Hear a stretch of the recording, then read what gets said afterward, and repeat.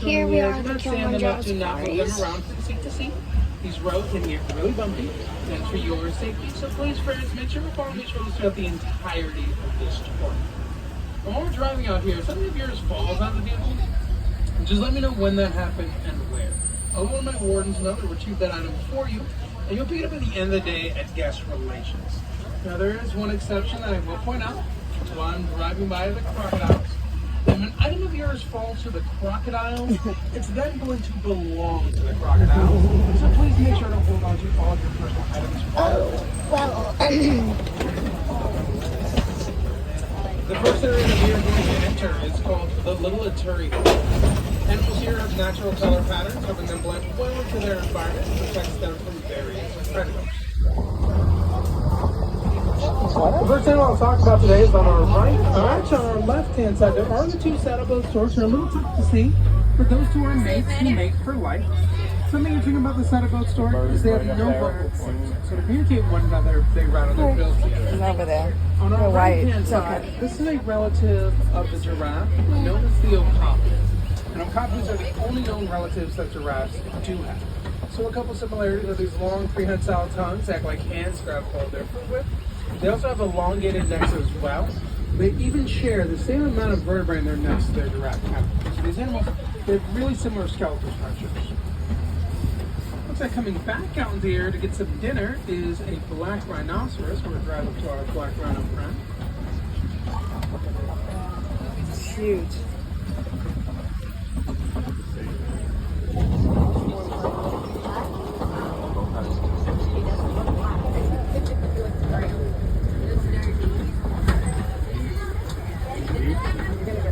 The black rhino, it is a solitary creature by nature.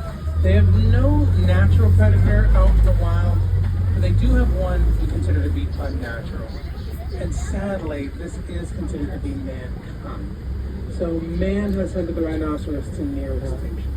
People hunt them for the horns on their heads. They could also serve a medicinal purpose. But the reality of those horns is those are made of keratin. And keratin, it's no different than our fingernails. We do support efforts to both protect and preserve the rhinoceros. One way that conservationists do this, they'll dye the horns that they have. we learned that in school that people Violent. hunt them. That's why they're going extinct. So disgusting.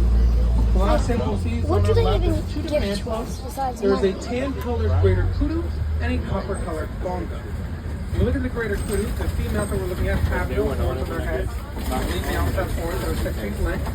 But in the bongo's case, both male and female will have short, heavy, curved horns. They'll use their curved horns to brush away the underbrush of their forest environment so they can swiftly travel through the Earth's ecosystem. You're now into the Safi River, home to the Nile crocodile as well as the hippopotamus. There's a chance we'll see hippos on both our right and our left. When a hippo comes to the hippos on the right-hand side, even when they are on here, very rarely are they my focus. Instead, I'm going to be talking about the pink-backed pelicans. The pink-backed pelican gets its name because during their mating seasons, their backs glow bright pink colors. When they have their eggs, the males and the females switch off for their incubation. So they switch off about every 30 days or so. So 2 hippos on the right, more hippos on the left. Hippos can be a little tough to see at times. They spend most of their day submerging themselves in water. They do this to keep from overheating. So a hippopotamus will spend roughly 8 minutes at a time completely submerging themselves before they pop up and take a breath. Hippos even like to sleep in their waters. And even as they sleep, they do submerge themselves, raise themselves as they need to. They will continue to do all of this instinctually. And a hippo, they're just using their body weight to sink themselves down to the bottom of the river. They can then kick along the bottom, and that's going to propel themselves forward. When these hippos reach adulthood, they can weigh as much as 5,500 pounds. And our herd of hippopotamus, it is known as a float.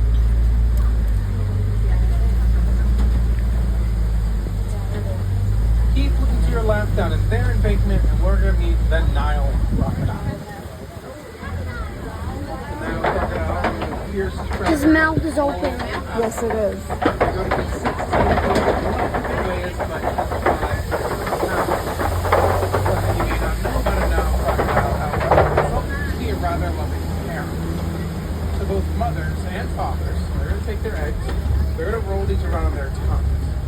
This helps them incubation as well as the hatching process. Once those eggs have hatched, these parents will take really active roles in the Papa, young hatching. look at my shoes. So it looks to be a little deceiving. When it comes to their owners, now crocodiles can be rather lovely creatures.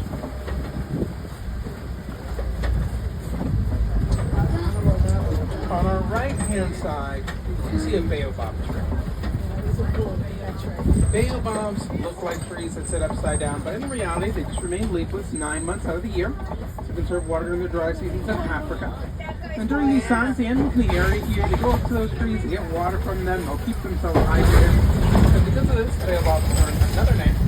They are commonly referred to as the tree of life.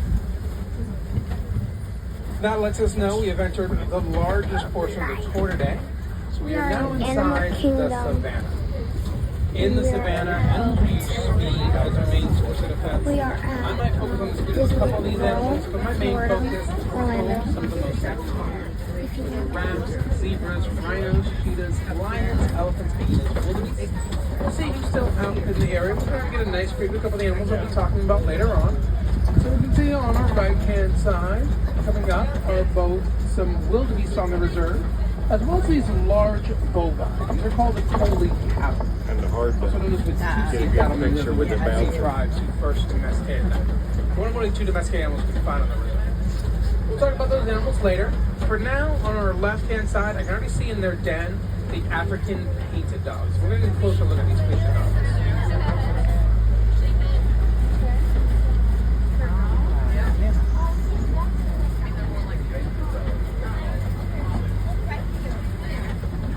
So these are the African painted dogs. And The then, painted dog gets this name due to the black patterns they have. It almost looks like they've been brushstroked on. Each one is distinct from one another. No two they look look like German exactly Shepherds. alike, so they can tell each other apart even from a great You see 'em? distance. A I just painted went dog is straight both in an my alpha camera male view. as well as an alpha female. Sorry, babe. They'll be in charge of the pack, and they're going to be the main source of breed. While they may look pretty cute, those are the most successful hunters in Africa. They have the ability to catch their prey usually around 90% of the time. The way they do that, they encircle that prey, they tire it out to exhaustion. This is when they would strike. Those are termite.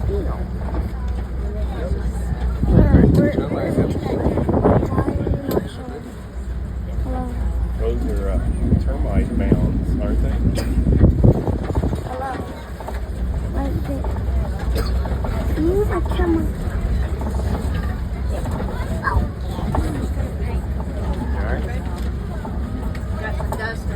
We'll talk about these animals on our right-hand side, starting with the Collie cattle. The Collie cattle are very distinct because they have these massive horns.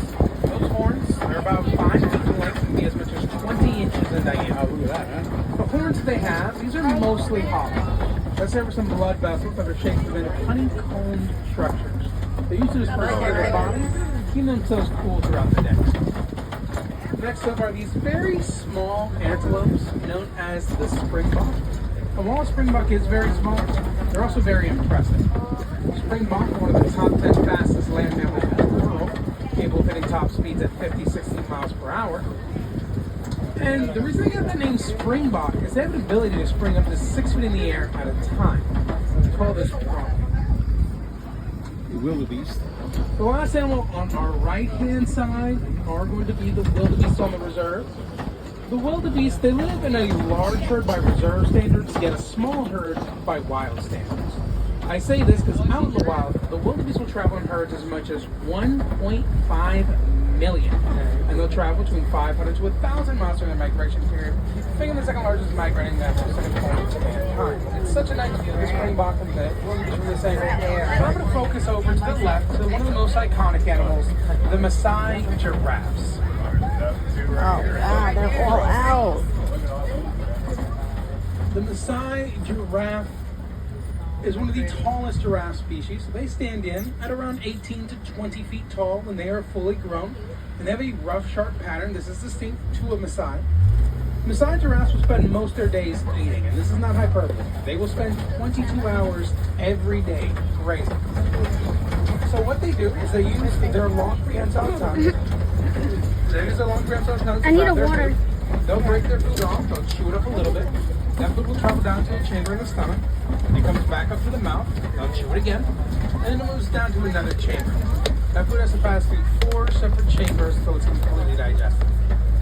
The last animal in the area is on our right-hand side. You can see a Patterson's eland. The eland is a very tall antelope that can stand at around 6 feet when fully grown. And both male and female have these lovely spiral-shaped horns. Now, sometimes you would see the male take his horns. Well, sit in the tall grass, so spinning around in a clockwise motion. So he has himself a nice grass crown. He would use that grass crown to try to impress potential mates. We're into the female elephant yard, but I'm not seeing any elephants out at the moment. Looks like they may have gone in. This is actually pretty reminiscent, though. It's really difficult to find elephants in their natural environments. Some of the minerals we've been mining for in Africa, known as coltan. Continued production of our cell phones, electronic devices, it's found primarily inside of their homes. Because we mined so much of that material, we ended up destroying these homes. Made it really difficult. They're so to pink. survive alone. Look at the flamingo. Look at how pink they are. So we focus on recycling old electronic devices. Look at how pink that those helps them things unwind are. that Aren't material. those your favorite type of bird? Yes, for sure. How can they not As be? we drive around these waters, you're going to meet the greater flamingo, and that includes their young. So you see those baby flamingos. Now, the babies are not going to start pink. They're going to start Look at the babies. black and gray. Flamingos get their pink colors Oh, through wow. their They diet. look like They eat brine shrimp. This contains keratin and gives the adults those nice pink complexions. Oh my god, look at the one swimming. So it's going to take those young flamingos around 2 years to get this color out. And flocks of flamingos, they are known as a flamboyant due to their bright flamboyant colors when you see them. They're so cute when they swim. You see the fluffy ones? Yeah, some of them are like red. Did you know that they can only eat with their head upside The down? last portion of the savannah. I can't stop on this area. You can see elephants there in the background. 3 Elephants. 4 elephants in the background. There they are. There's a lot of them. I think we're gonna see the lions. And I'm getting it on The video. final portion of the savannah. We'll see what animal friends we can find here. We saw them last time, didn't we? Yes. The male and female, right? Yes. Not getting a whole lot of animal activity just What yet. would you do if one came up to you? However, if you look at the left hand side, you can't see this mud pit on the ground. So you can find white rhinos out in the early morning. What mud pit? Or else we need to splash around and Oh. cover their bodies in it. I did It'll not help see protect that. them from the heat as well as from the Where various is insects. where? And once they cover themselves in mud, they walk over tree lines, scraping off any excess mud they have, giving themselves a nice even coating. I'm looking up on this hilltop on the left to see if I can find any of the cheetahs out. There it is. You see them in the background. They're very tough to see though. Where? You just walk back Cheetahs are there. in the back. They can get Where? I'm tough to see. blind. It's, One you is can't laying see it down now. in the middle of the reserve. Oh, I I see it. I see Is it. in the background area, but again, both are going to be really And there's one walking back What is there. cheetahs have a camouflage in Bro, their move your face. I The don't see cheetahs are resting, Where do you want me to especially go? in the they will like to Hey, camouflage. watch how you talk to me. It was a The joke. south areas they live in, tall It grass, was all a those things help joke. them blend so well into their environment. This is an excellent source of protection for a cheetah. We're going to see a couple more cheetahs, and one really well in view right now. She is completely out in view. Now, when we think of a cheetah, Where? we're going to think Right of their there. camouflage. We're going to think Oh. of is their immense speed. And they're the world's fastest land mammals. They're capable There it goes. of hitting top speeds at 70 miles per hour, going from 0 to 60 in under Oh, it's stretch. That's like Annie's stretch. Isn't it? You Yeah. hear that? I hear a Lions are lion. awake. Sure, Hear 'em? yeah. Yeah. Oh, Let's just listen to that wow. for a little bit. Yeah. Drive up. Beautiful sound. There he is. Just take it in for a bit. I'll talk about it in a moment. And then you hear from Mari joining, oh, the female joining him as well.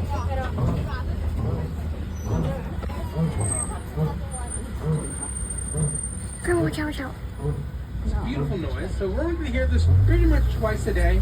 It's going to be right before they go to bed and right as they wake up. The lions are just now waking up because lions are nocturnal. They hunt at night. They sleep during the daytime. I'll talk about these rhinos, the water bucks later. I'm just going to focus in on the lions for now. So Oh my lions, God. They sleep during the daytime. They hunt at night. There's another one. When it is time Oh to my hunt, God. True, it's right here. Where? that The rhino. female lion, Yeah, I see him. She is the hunter. The male is not a hunter. So male lions are defenders. Females go out and find There's them. the lions, Males stay Violet. behind. They protect their territory. They protect their young. This is why the male has a mane. That mane is armored.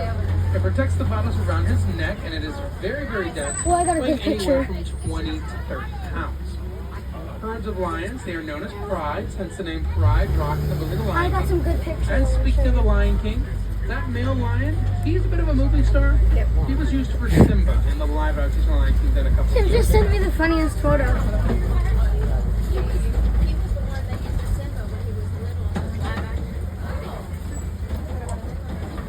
It looks like the warthogs have gone in, so what I'm going to do is talk about was the unreal. white rhinoceros and the water bucks that we drove by while we were looking at the lions. And he was doing Water bucks, that they get their name noise. because they spend their time I in the got this on riverbeds and camera, water you and know holes. that, And they have these thick secretions And that I'm they put taking on their pictures coats, while I'm keep their coats recording. waterproof. And the white rhinoceros that we saw, you see how close those rhinos get? Yes. Right rhinos, they live inside of a herd I'll show you the as picture. trash. These are gentle giants. However, they're nearsighted. They have a difficulty seeing things that are close up, especially This is when gonna take a they're while to They publish. sometimes crash into things, and they are 5,000 pounds of pure muscle. So it's not anything that will crash into you no matter Start how recording. The last thing I'll point out is on the right-hand side on the ground are some ostrich eggs. Ostrich Eggs eggs. weigh 3 pounds and they came out of 2 dozen eggs. And they're so strong that adult males, they stand on those, they wouldn't break. They have a really tough outer exterior. Those are big. Yeah. Have you ever seen what's that called? We're going to Some move type into the final leg of the tour. I got a Glen. We're going to drive by the warden's post. I can see the final animals in view, so last but not least, without further ado, the smallest and cutest animals you will meet all day. On our left-hand side are the Nigerian dwarf goats. Nigerian goat. I love when they're standing up on the roofs. And Yeah, yeah. Right? Oh, look at them in the One's car. in the car. Baby goats. However, they're very large, hence the name dwarf. That's The so cute. Nigerian dwarf goat is a very social, playful, Dwarf and goat. curious creature. That play serves a purpose. It helps those tiny goats to develop those bodies quickly, as well as to establish dominance from within their groups. And my friends, that's going to be the end of our tour today. That's great. If you enjoyed learning about some of these animals, kind of This is the time to do it. I will be dropping you off. You were right on the money, girl. If you'd like to learn more about these animals, you can do so at DisneyAnimals.com. There's also the Magic of Disney's Animal Kingdom show on Disney Plus with the National Geographic Link. If you would like to help with the animals that we saw today, that is something I would Let's do it. It's right next door. one of the best ways Yeah. to do this. It's one of the I simplest. think they close at 6 though. No, 7. They close the same time this does. So this is the only park on which you can donate to the Disney Close early Conservation in the Fund. morning. You can donate to that fund at any of our service locations. So speak to the cashier. Let them know you'd like to donate, how much you would like to donate. They'll give you some little bucks. Thank you. We have to donate now. I would love to, but I don't think I should. At the end of every day, this is going to match all these donations. Mine is red, Papa. Mine's red. To help these animals do every I don't day. know. Now we're going to see these drop-off areas here, but I'm not dropping you off here. I'm dropping you off from where I picked you up from. So we're going to make our way back around to the front area, and I'm going to go ahead and call my warden and let them know that I'm making my way up.